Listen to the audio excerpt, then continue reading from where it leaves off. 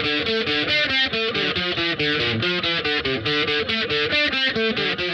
Alex of All Trades, and this is the Sunday Book Circle for the Book of Unknown Americans by Cristina Henriquez. The Book of Unknown Americans follows two main perspectives: Alma, a Mexican woman, and Mayor, a young Panamanian teenage boy, who live in the same apartment complex. Alma and her husband Arturo and daughter Maribel all recently moved to Delaware on his work visa so that Maribel could go to a special education school, having recently suffered a traumatic brain injury in a fall for which Alma blames herself. The family doesn't speak much English and struggle with the cost of living and finding their place in this country. Mayor and his family have been in Delaware for many years, Mayor being more American than Panamanian culturally. He feels pressure from his father to be as good at soccer as his elder brother and is immediately struck by how beautiful Maribel is. Other voices of the apartment complex are given a chance to shine throughout the novel, all of them being immigrants of different statuses from various Latin American countries.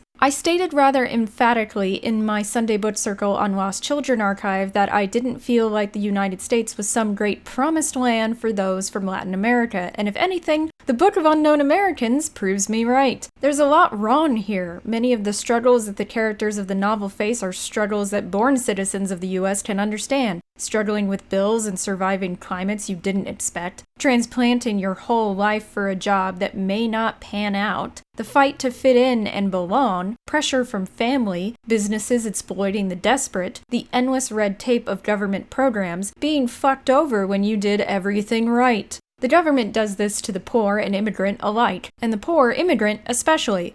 HUD doesn't really want to keep people in their homes if they are rented, and 30 days being the time span of how long a work visa immigrant is given to find a new job is ridiculous. I've even heard of immigrants being forced to travel 2 states over for a meeting, one that can't be rescheduled, to keep their status. This kind of purposeful bullshittery isn't new when it comes to dealing with the US bureaucracy. I know that it can be similar in other nations as well. Having heard of a younger woman's journey into how she wheedled her way into getting her hip replacement fast-tracked in Canada instead of waiting several years. And this isn't to say that there aren't benefits to the US. Yes, we have some of the better protections and systems in place for the developmentally disabled, but even those systems involve a lot of red tape. As Alma experiences in this novel, when Maribel is forced to go to a regular school before going to the school they moved there for in the first place. I'm not sure how this situation can be improved, how red tape can be lessened. I'm not sure that the bureaucrats really want the red tape to be lessened. Many of their jobs don't exist without all those hoops. Doesn't change the fact that it sucks for every person who has to deal with it, and that some people are just screwed over by it. So there's a lot to the Book of Unknown Americans that born citizens can empathize with.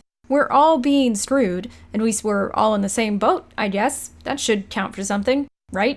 So why do people want to come here? Despite how much the poor are exploited in the US dollar still carries more weight in some of these countries. So yes, a person can work as a janitor, live a skinflint existence, and put their kids through colleges in poorer countries. Problem is, it shouldn't work like that because there are janitors with kids in the US that can't put their kids through college here. I get why the situation is appealing to possible immigrants, but I don't think it is sustainable either. The Book of Unknown Americans brings up a serious issue in America, and it's hard to talk about the novel without talking about it. But I'm going to try to move on to other subjects now, because this is a bit of a Gordian knot, and one that's not going to be solved in a 15-minute YouTube video. Mayor's parents moved to the US not for money or education, but because Panama was a war zone. Because of the US's direct involvement in that situation, the Panamanian citizens who escaped to the US should have been welcomed with open arms.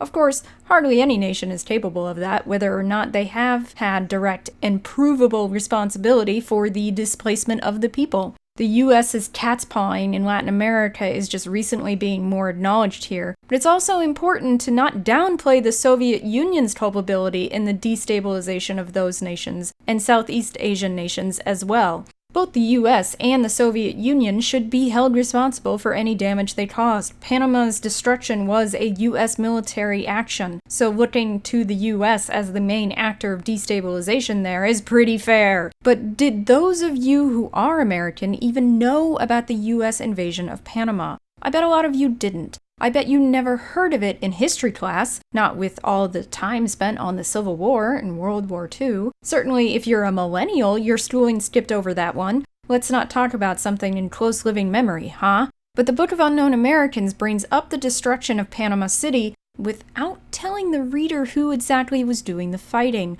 So if a reader wants to know what was happening, they will look it up themselves for a nasty surprise. Henriquez doesn't have to tell the reader that it was an American conflict. The reader will find out for themselves. Mayor, being raised and taught in the US, never really considers it either, even though it is obvious that his parents missed the Panama that was. Even though it is clear that they had no choice but to leave or possibly die horribly, and I think his disconnection to the conflict is important. He's so typical of a teenager, almost completely unaware of the hellish conflict his family escaped, wishing for more, wishing for acceptance, when he has safety, something that is not guaranteed. But that's not to devalue the things he wants. Wanting acceptance by your peers and your parents is still important. Safety is first, obviously, but a parent's not doing their kid any favors by damaging their sense of self-worth by not accepting them for who they are. So Mayor's typical teenage behavior is actually a sign that his parents have done half right by him. Keeping him safe and physically well taken care of was step one, but one more step was needed. And no amount of past trauma excuses a parent from needing to give their child the sense that they are accepted for who they are. It explains why his parents may not be in the best place to give him that, but it does not excuse them from needing to do it. That can seem harsh to some people, especially from someone who doesn't have children.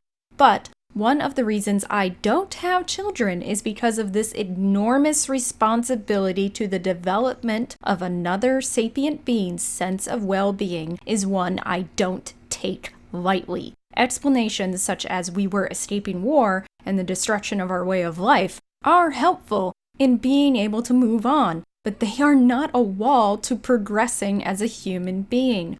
Frankly, nothing is an actual excuse. Only an explanation. So Mayor's parents often pissed me off, because what Mayor needed from them to develop healthfully, he wasn't getting. And nothing they experienced would excuse them from that responsibility. While people promise better or worse to their spouses in Western cultures, that promise is mandatory in having a child. The Book of Unknown Americans is actually a book about being a parent and being parented. Mayor's relationship to his parents is at odds, him being almost entirely culturally American and them being Panamanian. Alma and her husband struggle with how to be parents to Maribel after a dramatic and sudden change in her capabilities. Alma takes her responsibility as a parent seriously, so seriously that it is torture to her that she could have failed Maribel so much. But in punishing herself, she fails to see what is happening with Maribel. She wants the old Maribel back, but cannot see how Maribel may still be in front of her. And this is an interesting point. A lot of people may think that a story about teen love and acceptance would place this book firmly in the young adult section of their local library. But I found the subjects of Maribel's head trauma and Alma's guilt over it to place this book squarely in the realm of adult literature. At what point can we decide that a person is too mentally incompetent to consent? The Book of Unknown Americans raises this question. It doesn't answer it, because there is no clear answer to the question. The court systems have tried to solve this one, but the brain is not as mapped as even the land of the earth is. What constitute the realms of mental, emotional, behavioral, and personal are still confusing, with even neurologists thinking that behavior is purely psychological, having nothing to do with the brain itself, which frankly is dumb on a level as to be shocking. I don't pretend to know the answers, but I think that is step one in handling issues like this. We don't know. That's the point. We can't go into questions about consent or self-actualization when it comes to brain issues with clear answers. We don't know because the brain isn't studied enough. There are still a lot of archaic ideas permeating societies about the brain, even among professionals who work specifically with the brain. So when Alma and Arturo don't want Maribel to get involved with boys, their reaction is layered with both their cultural understanding of how girls should behave with boys and what they understand of Maribel's mental capacity. And that understanding is incomplete. On this front, parenting becomes a quagmire with no real clear path to follow to a healthy child and eventually successful adult. We know that Alma wants that for Maribel, and their murky understanding of what Maribel is capable of what her recovery may be, endangers their ability to give her that. That's not really their fault. This is one of the pitfalls of parenthood that can't be overcome with self-work, because we don't know. Brain trauma is an inexact science. Minor brain trauma that doesn't result in unconsciousness, the kind that may not even warrant a trip to the ER, can result in permanent behavioral changes or unnoticed seizures that last a lifetime. And that same level of minor brain trauma may even be seen by a physician who doesn't think it is anything serious. But I don't know about you, but I think permanent personality changes or chronic small seizures are fucking serious. So when I say that this is an issue that runs deep, understand that I just barely scratched the surface of what we don't know. So when Alma and her husband are confused by what to expect and how to parent Maribel, I think we can all cut them some slack. Now I'm going to talk spoilers, so skip ahead to get my final thoughts, if you don't want to hear about the ending. Now, I'm not sure how I feel about the ending. I believe that violent racists exist and exist in the US. I believe that they are of all races as well, and could be hateful of any race. I believe that people around the world of all backgrounds are equally capable of being monsters, just as I believe that people around the world of all backgrounds are equally capable of being great. I don't believe in picturesque victims and aggressors. I do believe in tragedies of circumstance as well.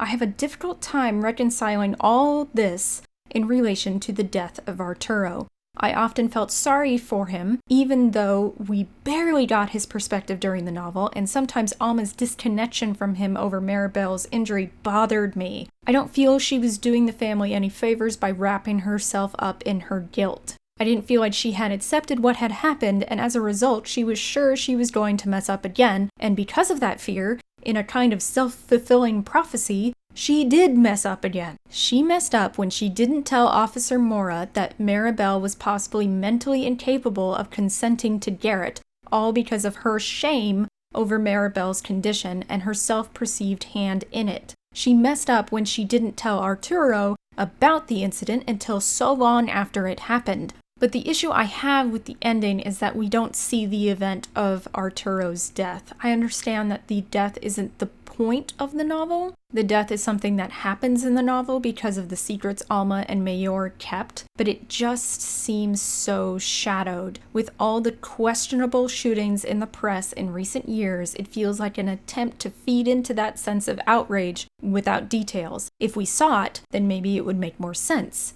But because we don't see what happened, I can't bring myself to say with certainty that what happened wasn't just a horrific misunderstanding. That may sound easy to some people, but what isn't easy is taking a stand as a writer and making a decision on a subject like this. And it feels like the novel has a sense of wanting the reader to trust blindly, but in instances of life and death, never is trust but verify more important. So whatever decision the narrative wanted to come to about the circumstances of Arturo's death, horrific murder, or tragic misunderstanding, it would have been nice to see a real decision on it by actually showing the event, instead of it all being told to the reader through hearsay. We can never be there in real life as spectators, but that's a beauty of fictive narratives. We can be there, but only if the writer is brave enough to take us there. Some may argue that that's the point, but I just feel like this doesn't work.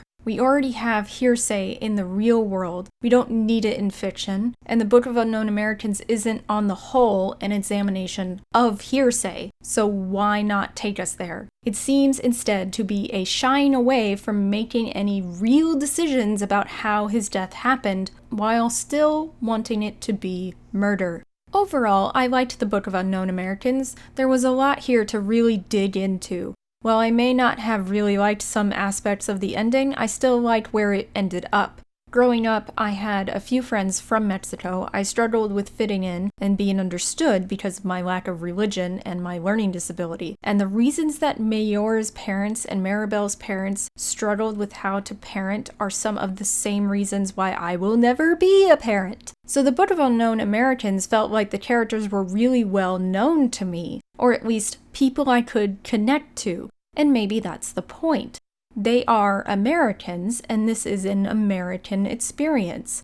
I think it is worth reading. As for being seemingly simple, the novel has many layers and many ideas. But what did you think of the Book of Unknown Americans? Did you like it? Was there any voice you liked more and wish you got to hear more of? Did you know about the US invasion of Panama? What did you think of Mayor's relationship with his parents? What did you think of Alma and Arturo's struggle with Maribel's condition? What did you think of the ending? Was there anything about the book you didn't like? Could you not connect with these characters? Why? Let me know in the comments below, but please mark all spoilers. Would you like to see what I'm currently reading? Follow me on goodreads.com/AlexFallTrades to see what I'm reading right now and what book reviews you can expect in the future. I've made a Discord. I'm on it all the time, and you're all invited to chat with me. There are channels for video games, movies, TV shows, books, and writing. Even a place for you to promote your own things. Join me there. Everyone is welcome. This has been the Sunday Book Circle, and if you enjoyed this video, please give it a like, share, subscribe, click that bell, leave a comment below, visit my blog at empatheticwriter.wordpress.com, and follow me on Patreon for exclusive content and a shout out on a video. Merch, merch, merch, merch, merch, merch, merch, merch, merch. Merch. Yeah. Check out my new shop at cafepress.com/AlexFallTrades for all kinds of products with my face on them.